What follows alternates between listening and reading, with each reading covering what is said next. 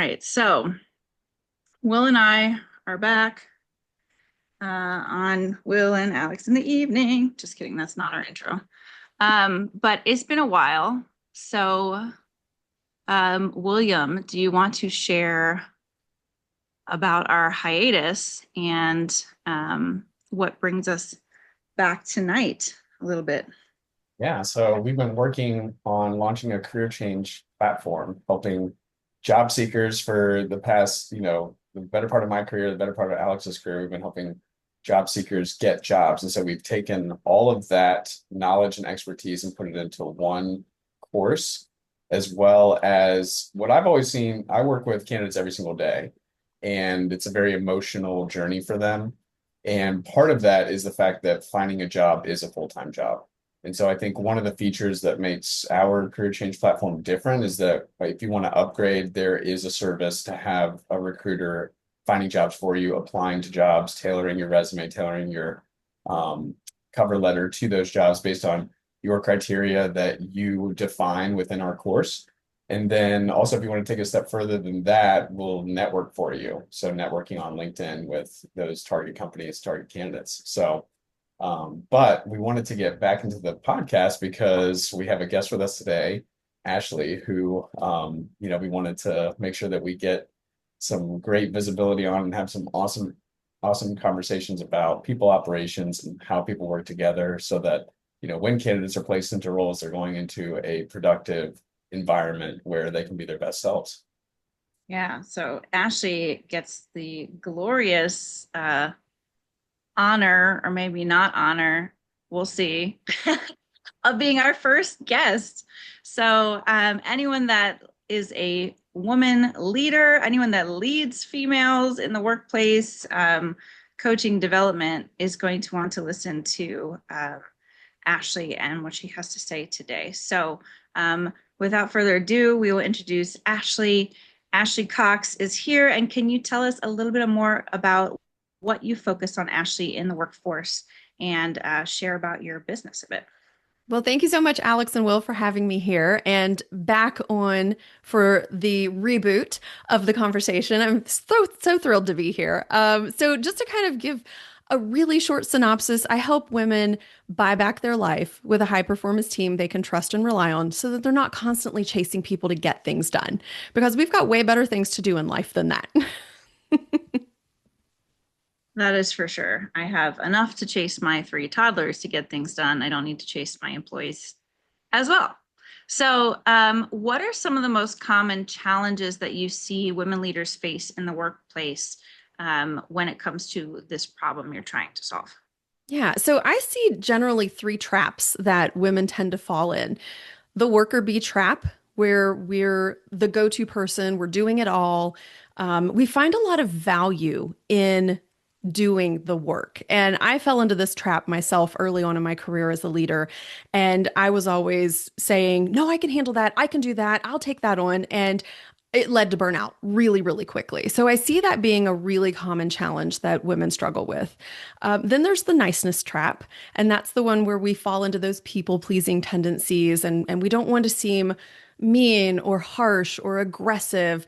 And so that holds us back from being assertive in our needs, in our wants, in asking for help and getting things done. And then the third one that's really common is the helicopter leader, is what I've coined this term. And it's kind of just like it sounds, like helicopter parents are hovering over their children all the time, and it stifles growth and creativity and being able to learn and do things on their own. And we do the same thing with our teams. We kind of hover over them and stifle their growth and their ability to problem solve and find solutions to challenges they're struggling with, or complete a project without us feeling like we need to have our fingers in every piece of that project. So those are the three most common things that I see women struggling with on a day-to-day basis. And not always just one or the other, sometimes a really messy trifecta of the three. Yeah, 100%. I feel like, sometimes you go through phases depending on what's happening in your business, what's happening with your team. Um, and it can be an easy rut to get into.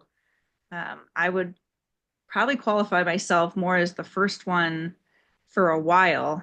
And then I remember after my second child, we had like a startup we were serving, and we helped them hire 15 roles in like 4 months, and build out whole departments. And it was just a huge push to get things done. But I was only 2 months into postpartum with my Mm. daughter.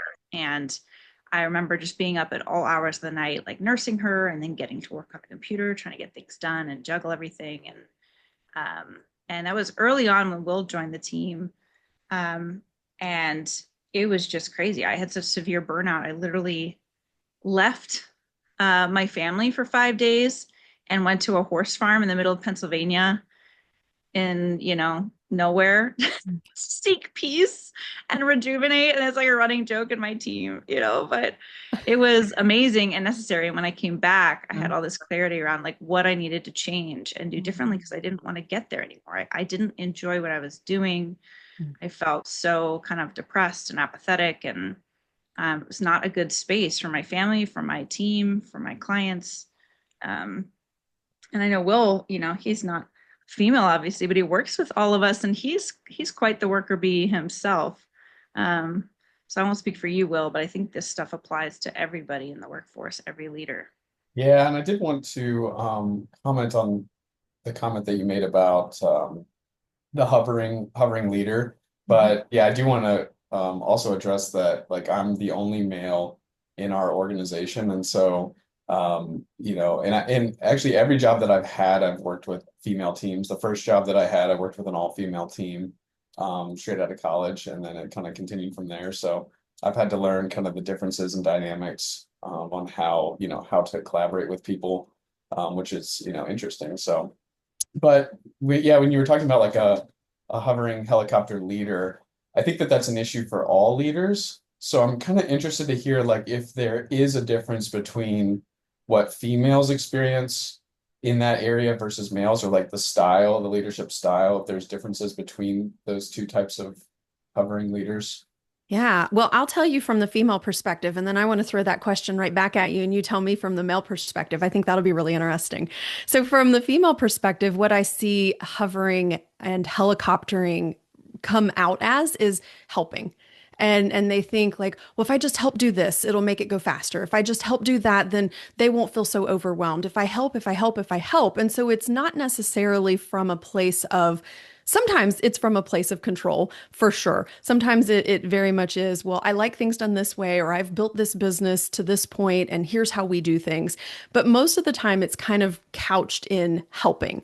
And there's a lot of guilt that's associated with giving people tasks and delegating and filling up their plates, because all those tasks used to belong on my plate and I got it all done and I know how overwhelmed I felt. And so now I don't want to do that to my team. And so that's a really interesting sort of dynamic that comes out when women will tell me, well, I'm just trying to help, and I don't want to overburden my team. And I'm like, okay, helping isn't doing, helping isn't hovering. Let's find a new way to define what helping looks like so that you and your team can both be productive and not burned out or driving each other crazy. I'm mostly the latter with driving each other Yeah. crazy. Yeah, I know for me, I probably don't have the best like male perspective because I actually have a lot of feminine attributes. I was raised by my mom, my sister, and so I tend to like have a lot of those attributes. And I'm a single parent myself, and before I was a single parent, I had to do a lot of the mom duties. And I was in a men's group, and they were like giving advice of like, oh, like make sure you like take your like allow your partner to get out of the house, like plan a day for them to get out of the house and take a break from the house. And I was like, no, I'm the one that needs that. Like I need my Yeah, partner to plan that for it's me, true. because I'm the one managing the house and doing all that. But from my perspective, in terms of hovering and micromanaging, you mentioned that it was a lot around trying to help, which I see that too. I think the other thing, especially being a business owner, is perfectionism. Like you want everything to be perfect and you can't clone yourself.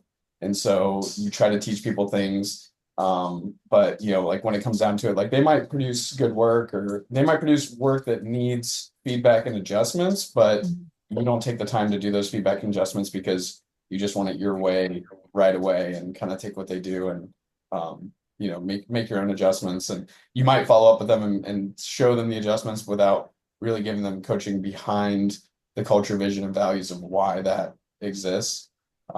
Which there's always like a disconnect there, and then you're trapped in that loop of constantly being the one that's doing those things. So it's a lot of learning to let go, and understanding that things are not always going to be perfect, and also your way is not even the perfect way necessarily. So Yes, that's a hard lesson for folks to learn sometimes. It's like Mhm. my whole goal is always hire somebody who's smarter, better, faster than me in Yeah. whatever area I'm hiring them in, because I do not believe that I am the best at all the things.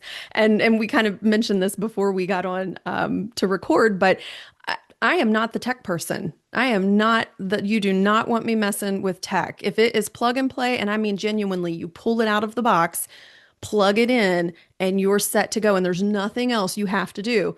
I got that. And so, why would I hire someone with my exact skill set in that area? Right.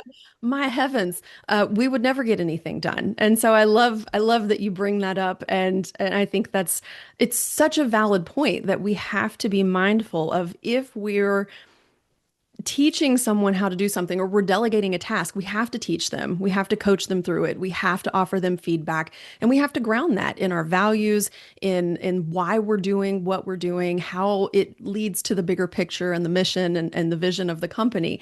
And we can't just tell somebody once and then say, well, you should have got it, because that doesn't Right. work. yeah, Yeah, I you have to love coach and develop people, over time. And I always remind my team, like, if you don't learn to let it go and provide people the guardrails, Mhm. then you're going to always be the crutch. You're going to always be the one stuck doing it. And we can't grow if we're always doing all the work. I feel like I'm probably on more of the opposite extreme. I'm very comfortable, maybe too comfortable letting people run with things, I'm hands off until someone needs me, to lean in, and then I'm happy to lean in and can be very hands on, but I'm definitely the opposite of a control freak, maybe to Will's dismay. yeah. I lean towards the opposite direction. I It's lean in been that opposite direction too. I'm like, oh, you got this, then you've got this. I'm good. Yeah. But Yeah. yeah, a lot of times people will say, well, I can just do it quicker. You could do it quicker this time, but can Yeah. you do it quicker the next 1,500 times? And how much is that going to take you away from the work that you can only truly do? So yes, it might be a little bit of an inconvenience now, but I'd rather invest the time on the front end than have to continuously handle this task or carry this project forever and ever and always. Exactly. Yeah, I think that when it comes down to that training, like training somebody, you can do it quicker now, but you want to implement a predictable and repeatable process for the future to train somebody. Something that we've really like leaned into is using those video recording tools. So it's like Hmm. Loom, there's a few different ones. We use Hippo Video, but just if you're gonna be doing something, just record it. The trick is you have to make small videos, to keep people's attention. But just record them. And then I've also learned that like not everybody likes videos. Some people can read faster than they can watch a video. So it's been really helpful is like uploading that to ChatGPT or something and saying like make a transcript, make an SOP, for this video. So that's a good way to like give someone something and then have a quick, 10-minute meeting to discuss, questions that they have, or even just run through it really quick, but at least you've like recorded the exact process. And so then that 10-minute meeting can be a lot more thoughtful and intentional. Synced. And so Yeah. that's been super helpful because especially with remote workers, Hmm. most remote workers who, are top performers, they don't want meetings. Like they're good at taking things and running. And Yeah. so instead of like calling meetings to be showing them something or sending them an email and then as a leader not knowing if they fully understand what you said in the email, it's best to like have some kind of instruction and then have a quick follow-up meeting because they don't mind quick follow-up meetings as much as long as you're very dedicated and intentional with it. So that's good. But I loved earlier what you said about the tech stuff, like your skill set, hiring people who fill in the gaps of what you don't have, and why would you hire somebody with you? So it's funny what you said about the tech stuff, because I was in an airport not too long ago and I overheard like a woman answer her phone, and she was like instructing, who I'm assuming her husband, on how to like heat up food, like where the food was, how to heat it up. And I was so frustrated listening to it, because I'm like, man, are like men so helpless, because I do all the cooking, I do all the meal Mhm. planning for my family, all the cleaning, everything. And I'm like, God, like this woman, like she probably hasn't even left yet. She's probably still in the same city. And like someone's calling, asking how to heat up food. And then it was not like 15 minutes later, a man answered a phone. I overheard his phone call, and he was instructing, I assume his wife, on the TV remotes. And so I was like, okay, like, all right, everybody's Yes, we got all have something. our strengths. Yeah. We We all all have have our our strengths strengths. Exactly. We and do. our We not so do. strengths. Yes. Yes. It's like, have you turned it on? Is it plugged in? Right. I Is don't the know. We should, volume up? right? Like we should start there for sure. Yeah, use the Right, black remote, right. not the blue one. Yeah. So, speaking of everyone having their strengths and, women in the workplace, women leaders in the workplace, what do you think makes the biggest difference in work culture or policy change even to better support, and enable women in the workforce and bringing the unique strengths that they have to the workforce? Yeah. I mean, first, I think one of the most important things is flexible work arrangements. We're living in a time where we have so many more opportunities to provide flexibility with remote work and so many different softwares and online tools and things that allow and create accessibility. And that's one of the things that women have been historically disadvantaged with is I'm, typically the caregiver of the family, and they often have to sacrifice their career to stay home because there aren't work arrangements that can fit within their schedule of drop off and pick up from school, or the child's sick for the day and I have to go get them from school, or even just being able to be at home with their family, even if they have somebody that comes over and watches the children while they're doing dedicated work time. And so having remote opportunities, having flexible schedules, having, generous PTO, paid time off policies, so that way women can participate more effectively in the workforce. And with that, when we think about women being those primary child caregiving folks, you know, and also like lots of men like Will, there's a lot of people that take care of their children that could really use that paid parental leave, not gender based. It's who needs parental leave? People with children, right? And so you could Yes. really focus on making those policies stronger. I think a lot of times what I see happening is number one, budgets are tight for everyone. So that can be a hindrance. And then sometimes we just tend to mirror what we've seen other businesses do. And so we haven't seen a lot of generous paid paternal or if I can get it out, we haven't seen a lot of generous paid parental leave in this country. And Yeah. so it's hard to kind of go, well, what's possible? And that's what I always challenge my leaders that I work with on is like, well, what's not possible?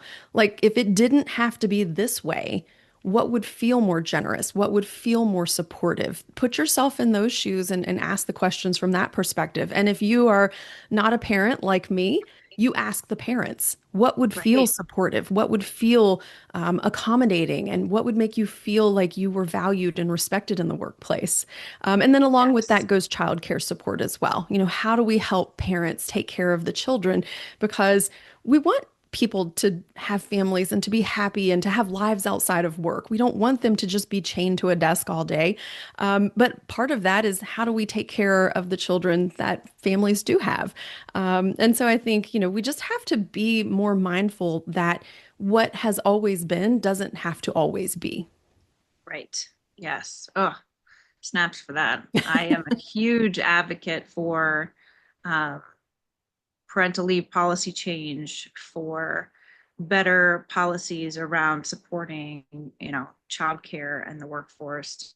I think if you want to get your best for people, you have to give your best, Mhm. and you can be really creative about how you design parental leave policies, for example, that really don't cost that much. Mhm. Unless you're, of course, having to backfill that position, right? Like, Mhm. yes, sure, there's a cost associated with that. But many times, if you're not backfilling the position, which we work with a lot of like professional services firms, they don't, the team is absorbing the work temporarily. Yes, there's a cost in terms of like time and productivity lost during that time, but there's not really like a direct cost associated outside of, you've already budgeted for their salary for Mhm. the year. So, and there's offsets like short-term disability and Mhm. policies and things, PTO, so it's really, it's really important. Any benefit, I always talk about, it's really important to ask the people that need the benefit what's helpful. Yeah. Because yes, we can do so much more for maternity leave in this country. It's pretty scary to me. I've put out some data around, we're a first world country, but we offer low on the totem pole in comparison, like third world country Mhm. benefits. So the richest country in the world, and we can't even support our working parents. Mhm.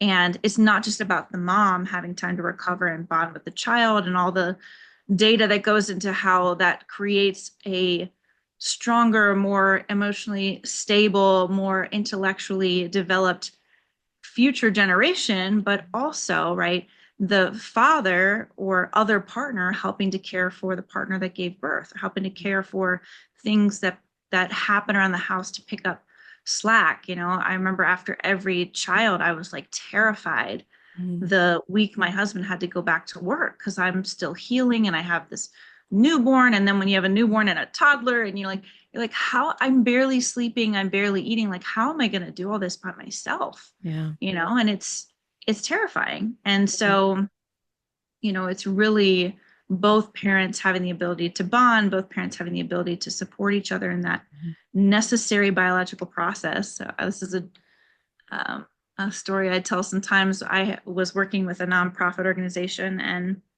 um, I had a really good rapport with the COO who had three kids of their own. But I really like designing these policies because, like you said, I talk people through like, okay, well, let's envision like basics, and then like middle of the road, what would that look like? And then like the most generous policy you could Mhm. imagine, what does that look like, and what falls in between? Mhm. So we did that exercise together, and I was kind of pushing them towards the middle of the road option.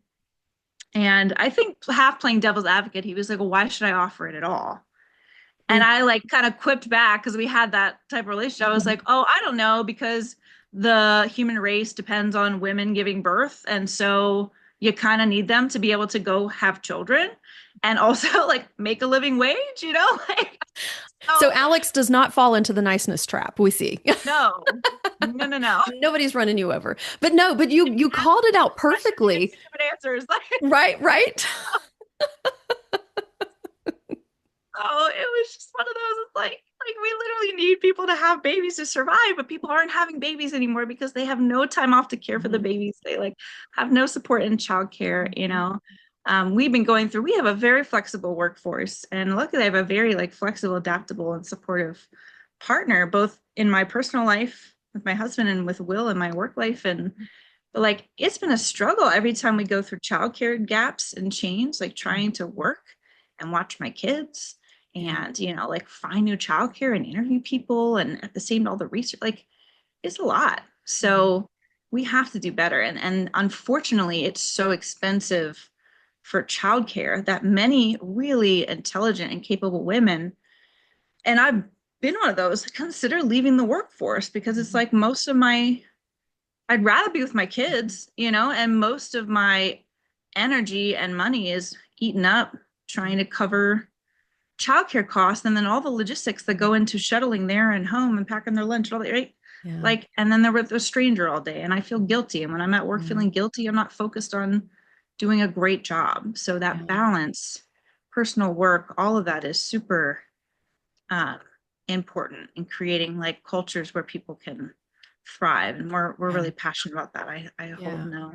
I love that. And I think this brings up another thought, just what else can we do as companies and as individuals is advocate for these rights with your voice, Yeah. with your vote, with your voice, by, contacting your senators and your legislators for policy change. Like there's more we can do, outside of the context of being able to create the policy that we can right now in our company. Because one thing you don't want to do is cannibalize your business with an overly generous policy. That's not going Sure, to help absolutely. anybody in the long run. So Right. what can you do right now? Small steps every single day to build toward having a better opportunity for everybody across the board. Right. I love that.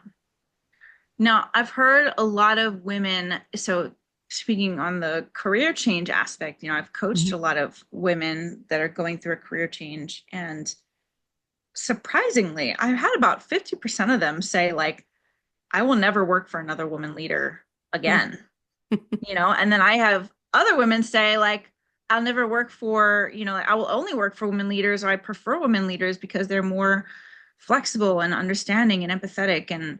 Um, and so with your experience focusing on kind of this, leadership across the board, but like the niche of women in particular as well, and also knowing we can't paint everyone with a broad brush, there's Yeah. exceptions to everything, right? What are some defining characteristics of female leaders that you've seen before, both good and bad, that might be different from their standard male counterpart in the workforce? Yeah. So for the good side, I would say definitely they tend to be more compassionate, more empathetic, more curious. I've worked for men and women. I've worked for good and bad on both sides of the fence, and I have a lot of experience working with leaders across the board in Fortune 50 companies and startups and everybody in between. And I see that there's patience differences also as a part of that, so women are more likely to be curious and ask questions and try to understand what's going on, whereas men are like, I don't have time for questions, like just get the thing done. I don't care what the answer is, it doesn't matter, just get the thing done. And so that can create negative balances in both directions. Sometimes we can be too lenient and too compassionate and too understanding, and people treat you like a doormat and walk all over you and nothing gets done. And then on the other hand, you rule with an iron fist and you lead out of fear and intimidation, and you don't have that same level of loyalty or discretionary effort. And so those are kind of some of the characteristics I think can be challenging on both ends of the spectrum from a positive side, and the same positive quality can also end up being a negative quality. Yeah, absolutely. Um, I've seen that a lot, or women that have been brought up in a very male dominated field and therefore feel like they have to take on that persona, like Hmm. almost like an overly aggressive, like there's an overcompensation, right? Yes. That's not saying that male leaders are inherently aggressive. That's not necessarily true, but Mhm. they almost, it's like a exacerbation of what they perceive to be male dominant Mhm. qualities. And so Yeah. they tend to overdo it with some of the Mhm. aggressiveness or directness or sharpness. Um and that's not an authentic leadership style either, right? And that Mhm. can be really toxic. Yeah. um and so part of what we're trying to create in these conversations in workplace cultures and in different things that we're coaching and developing within organizations too is just like authenticity, right? Like it's okay to be flexible, it's okay to be authentic. And then how do we actually get comfortable with drawing the boundaries and Mhm. holding people accountable instead of this like fear-based leadership that's like, I need to be this so that nobody steps out of line, because what you're actually afraid of is like what happens if they do. You don't Mhm. know how to handle it. So instead, it's easier just to try to prevent it from happening to begin with. Yeah. And I talk about that with over policizing as well. Like when it comes to companies trying to policize everything so that nothing happens, it's like, Mhm. is that really the right call? Or are we kind of like overdoing it and overreacting to this one thing that happened that Mhm. was really uncomfortable, when instead we could just get comfortable with dealing with the uncomfortable, Yeah. put some boundaries around it, and then like leave the rest of the people to do their thing because they haven't caused a problem. Yeah. Have you seen any of that? Oh my gosh. Yes, you mean the 250-page employee handbook? Oh, geez, yeah. Yeah, that too. Who's number one? Who's going to read all that? Number two, who's going to be able to understand most of it? And number three, is it really helping? because now we've just muddied up everything, and so there's no clarity around what's most important. So we've got to stop literally throwing the book at people and treat the adults that we're hiring like they're adults. The reason people Right. act any other way is because we're treating them any other way. Right. And a lot of times that comes from, a lot of that micromanaging and helicopter leadership. And I have to tell you every single little thing to do. No, you have to tell a 3-year-old every single little thing to do because they're a brand new human and they don't know how to human yet. But we don't Right. need to be telling a 25-year-old, a 45-year-old, a 65-year-old how to do every single little thing. But we have to coach and teach and train and mentor. Um, Right. but yeah, it's just you're right. It's over policizing everything to the point where we're creating a crutch in ourselves, as you mentioned Yeah. earlier, because now they're going to have to come to me for every decision, for every approval, for can I do this? Can I do that? Can I do this? And so we think about, if you don't want to handhold your employees every single step of the way, you've got to let go of the reins a little. Right. Yes. And I compare leadership and work cultures a lot of times to like parenting, dating, right? Like things that are easily relatable to a lot of people. And even if you're not a parent, right? Like Mhm. you envision the adult who whose mom always did everything for them. Like they always cleaned for them, they always did their laundry, they always cooked for them, they did everything. And like then they become this adult and they don't know how to do anything for themselves, Mhm. and it's like they're kind of useless. And then they come to work. No. They go to work, right? And then it's like, you have to prescribe every little thing. And at the end of the day, it's like the mom was probably trying to be helpful, or maybe it was faster to get it done for them, or easier than the follow through of like the discipline and the constant reminders, which I know are fucking exhausting, but like at the end of the day, you're not actually serving them, you're creating someone that's incapable. Yeah. And so what happens in businesses all the time when I see leaders do this is like they are either hiring or they're maintaining people that are incapable or Mhm. less capable because that's what works with their work style. When Mhm. instead, people that are empowered and take initiative and strategic and like and want to do a great job, Mhm. like they get frustrated with Mhm. that. They get Yeah. frustrated with too many policies and too many rules and everything's restricted and need permission for everything. And they're like, I'm out of here. Yeah. So you end up kind of cultivating this revolving door of your best talent going out Mhm. and your mediocre and low talent Mhm. hanging on because that's the environment they thrive in because they're not, kind of self-driven. Mhm. And then it's like a self-fulfilling prophecy of like, well, see, I need all these policies because Mhm. people aren't doing what I need them to do. It's like, Mhm. well, you've kind of created that culture and that environment that's the people that thrive there. So how do you take a step back and understand where I'm developing a crutch? My culture has now become a crutch, or my leadership style has now become a crutch. Mhm. Instead of my leadership style is getting comfortable with uncomfortable conversations. Mhm. And then, like have those one off and everybody else is going to be thriving.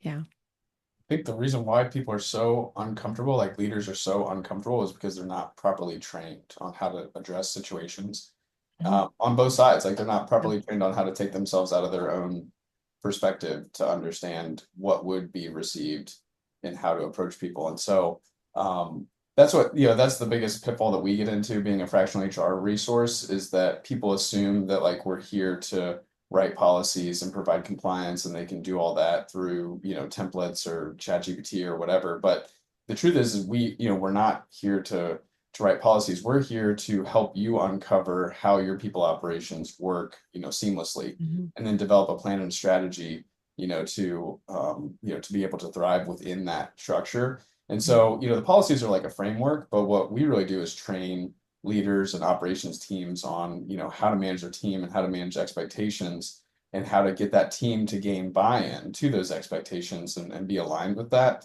That's why we always start with like, what do you think your culture is? What is it actually? And what's a culture that, can work in this environment and creating a strategy for it. So that's kind of where we always start. And I, Mhm. uh, I always laugh thinking about like workplaces that have a lot of signs, like don't do this, don't do that. And it's like, nobody, that doesn't Passive create, aggression.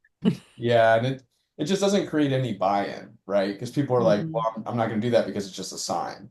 And so Mhm. there's no accountability, there's no, there's no buy-in for it. And I was thinking of that exact same principle on Sunday. I was at like a creative play and they had like a loudspeaker and it was like broken or something. You couldn't understand anything they were saying.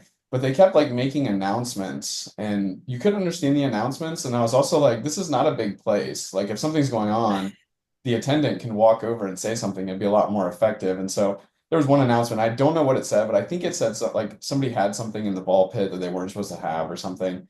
And it's like why wouldn't you just go over to the ball pit and Address it. explain it to the parent? Because of course, like after the announcement was done, the parent didn't do anything like that. I don't even think they heard it. So that's what people do with Mhm. their policies is these like Yes. loudspeaker announcements that everybody ignores instead of just walking Yes. over and talking to somebody. Yeah, because everybody's running around going, well, that can't be about me. That's not about me. I don't do that, or that doesn't apply, Right. or that doesn't matter, or maybe they didn't even hear it because of, janky PA system. So what way are you putting out communications? That makes a huge difference in the way that people are receiving or not receiving information, interpreting Right. and understanding information, following Yes. through. Is there an action item attached to this information? And so I Yes. think that's such a beautiful example of how you can spend all day shouting into the void and not getting things done, or you could be really thoughtful and strategic about it and talk directly to the person that you need to Right. talk with. But we've got to stop thinking about these uncomfortable conversations being an us versus them. It's Yeah. us against the problem. It's us Right. against the breakdown, us against the process. It's us against whatever the thing is that's happening. And so if we can get on the same side as our team, we're going to have so much more progress and people are going to feel so much more valued and seen and respected and a part of the solution instead of the person having the finger pointed at them getting blamed. Right. I love the phrase clear is kind, Yes. and when I really start to internalize that, it really helps me have those conversations. And like you said, Mhm. positioning myself on the same side, like I genuinely want to help this person, and I Mhm. cannot help them if I'm not being clear about what I need them to do or what I need them to do differently, Mhm. And so I'll never forget when I was trained in as a lifeguard as a teenager, right? You're CPR certified, you're trained in these emergency situations. And one of the main trainings that they had us go through every year was like, when an emergency happens, you have to dictate to people specifically, you call 911, you get this, Mhm. you do that. Because when you say help, call 911, and you don't direct it to somebody, everyone freezes. And they've done Mhm. studies on human Yeah. behavior, and it's like nobody knows who you're talking about. They freeze, and everyone thinks somebody else is going to do it, and it doesn't get done. Mhm. And so, again, like in a reference to the example Will gave and the example you gave, like the best thing you can do is be clear, be direct, and say, hey, we're on the same team in getting this thing done. And, like we need to make some adjustments to get there, Mhm. And I think one of the things we talked about earlier was like not setting, women or parents up in general for success with our policies and our flexibility and our support at work, at home. But I also think we don't set leaders up very well, right? Like many times we promote them into positions with no resources, no support. And that's where like people like you come in, Ashley, because leaders really need support. They need somebody in their corner that they can feel comfortable sharing things with and can help them see a problem objectively and tackle it objectively or reframe it. I can't tell how many times I've had someone say, like, oh, this has been so helpful. I feel much more confident Mhm. doing these things or having these conversations because they had, us or someone like you just one on one providing that support and that guidance and that encouragement to handle what seems like a tough situation. But really, Mhm. the more you do it, it becomes very natural and organic. And it's like, oh, this is just another thing, we're just going to do it and we're going to move forward. Yeah, no, I couldn't agree more. And I always tell people, I've got almost 20 years of experience doing this. There's not really anything that you're going to throw at me that I'm going to be like, oh my God, oh, we can't even solve it. Because literally I've been through this dozens and dozens of times. And the things that people think are the biggest, most catastrophic situation in their business is often like, oh, I mean, I could tell you stories from my corporate days that would make the hair on your head stand straight up. And Yeah. so I'm like, listen, we got this. It's easy. But one thing I love telling my clients is that you get to say whatever you need to say to vent it out in our session.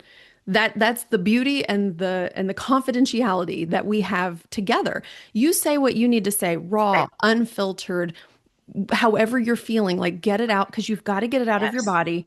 And Yes. we'll figure out, okay, what's the right step forward? What's the right thing to say? How do we want to, deliver this message? And who do we need to deliver it to? And so part of that is allowing the space for processing and emotional Yes. regulation before we go out and tackle a problem. Because one of the things I see really being a challenge for a lot of, especially business owners, you've been doing it solo for so long, and now you've got this team, and is that they feel like they have to solve the problem instantly. And I'm like, well, not usually. Like 99.9% of the time, you can take a step back and say, wait a second, let me think about this. Let me process this. Let me, be intentional about what our next steps are going to be. So just because somebody comes to you in the moment and they're heated and they're laying all their problems at your feet doesn't necessarily mean that you have to immediately respond and say, okay, this is what we're going to do. It's like, oh, okay, thank you for sharing that with me. Let me take some time to think about this Right. and I'll get back with you tomorrow. Right.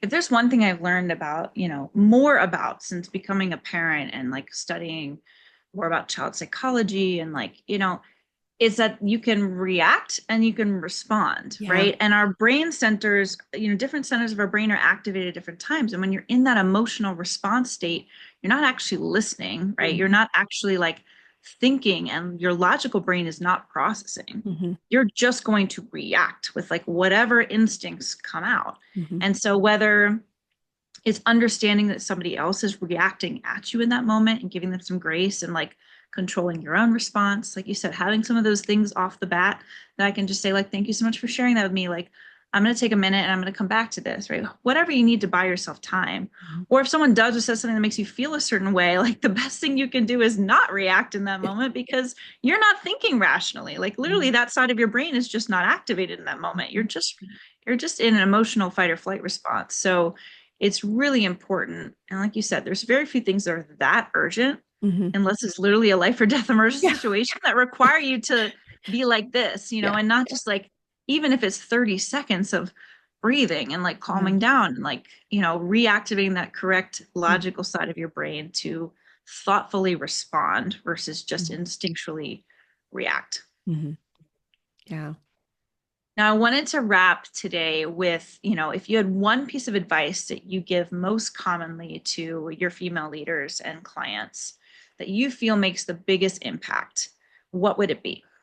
I love that this conversation just naturally leads into the thing I tell all of my clients. I love Slow it. down. There you Just go. slow down.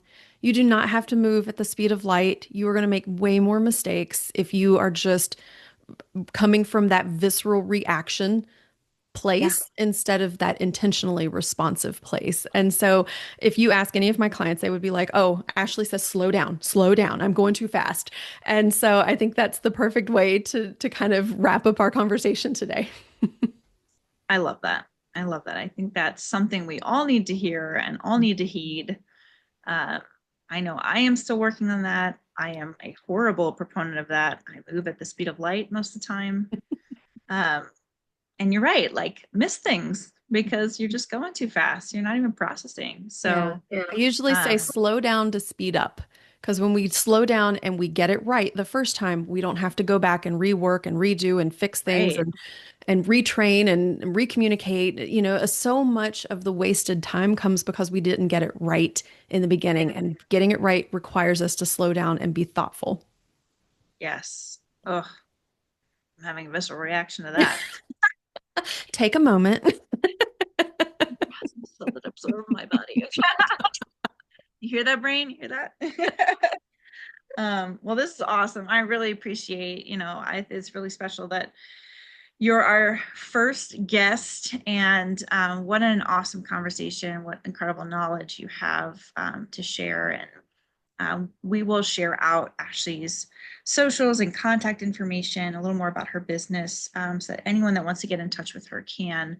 I'm sure this is just scratching the surface of all the knowledge she has to share. So thank you again, Ashley, for being here and sharing your wisdom with us and for an awesome conversation.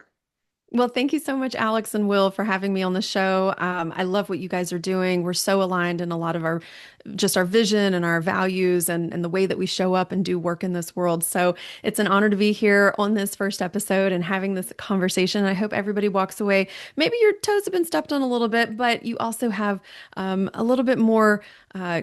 Ideas of how we can take those toe stepping moments and turn them into actionable, practical, strategic, thoughtful, compassionate steps forward. Yes, I love that. Thank you. Awesome. Thanks, everybody.